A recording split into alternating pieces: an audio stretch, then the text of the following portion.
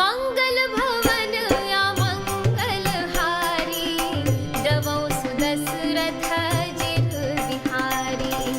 नयन नीरु हटि मंगल जानी, परिछनि करहि मुदित मन रानी। वेद विहित अरु कुल आचारु, किन्ह भली विधि सब व्यवहारु। पंच सबद धुनि मंगल गाना,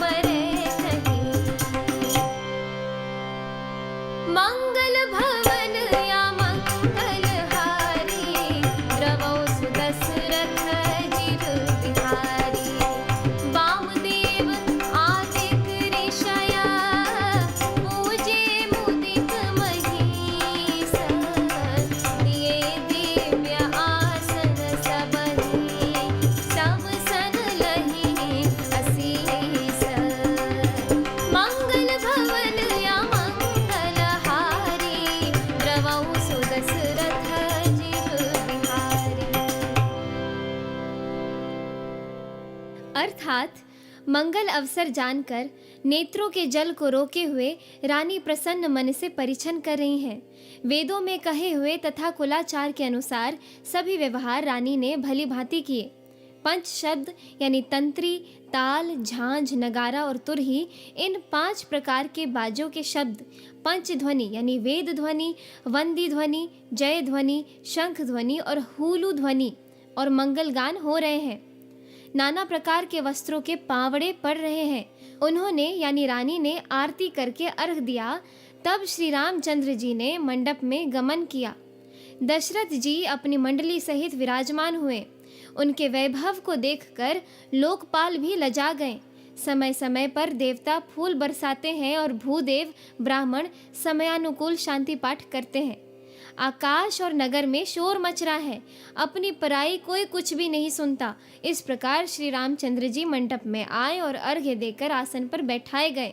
आसन पर बैठाकर आरती करके दुल्हा को देखकर स्त्रियां सुख पा रही हैं। वे ढेर के ढेर मणि, वस्त्र और गहने निछावर करके मंगल गा रही हैं। ब्रह्मा आदि श्रेष्ठ देवता ब्राह्मण का वेश बनाकर कौतुक देख रहे हैं। वे रघुकुल रूपी कमल के प्रफुल्लित करने वाले सूर्य श्री रामचंद्र जी की छवि देखकर अपना जीवन सफल जान रहे हैं। नाई, बारी, भाट और नट श्री रामचंद्र जी की निछावर पाकर आनंदित हो सिर नवाकर आशीष देते हैं। उनके हृदय में हर्ष समाता नहीं। वैदिक और लौकिक सब रीतियां करके जनक जी और दशरथ जी बड़े प्रेम से मिले। दोनों महाराज मिलते हुए बड़े ही शोभित हुए। कवि उनके लिए उपमा खोज खोज कर लजा गए। जब कहीं भी उपमा नहीं मिली तब हृदय में हार मानकर उन्होंने मन में यही उपमा निश्चित की कि इनके समान ये ही है। समधियों का मिलाप या परस्पर संबंध देखकर देवता अनुरक्त हो गए और फूल बरसाकर उनका यश गाने लगे। वे कहने लगे, जब ब्रह्मा जी ने जगत को उत्पन्न किया तब से हमने बहुत विवाह देखे सुने, परंतु सब प्रकार से समान साज समाज और बराबरी के पूर्ण समता युक्त समधि तो आज ही देखे। देवताओं की सुंदर सत्यवाणी सुनकर दोनों ओर अलौकिक प्रीति छा गई। सुंदर पावड़े और अर्घ देते हुए जनक जी दशरथ जी को आदर पूर्वक मंडप में ले आए। मंडप को देखकर उसकी विचित्र रचना और सुंदरता से मुनियों के मन भी हरे गए यानी मोहित हो गए। सुजान जनक जी ने अपने हाथों से ला लाकर सबके लिए सिंहासन रखे। उन्होंने अपने कुल के इष्ट देवता के समान वशिष्ठ जी की पूजा की और विनय करके आशीर्वाद प्राप्त किया। विश्वामित्र जी की पूजा करते समय की परम प्रीति की रीति तो कहते ही नहीं बनती। राजा ने वामदेव आदि ऋषियों की प्रसन्न मन से पूजा की, सभी को दिव्य आसन दिए और सबसे आशीर्वाद प्राप्त किया। इस एपिसोड में इतना ही। आगे की कथा सुनने के लिए कृपया मेरे YouTube चैनल को ज़रूर सब्सक्राइब कर लें। जय सिया राम।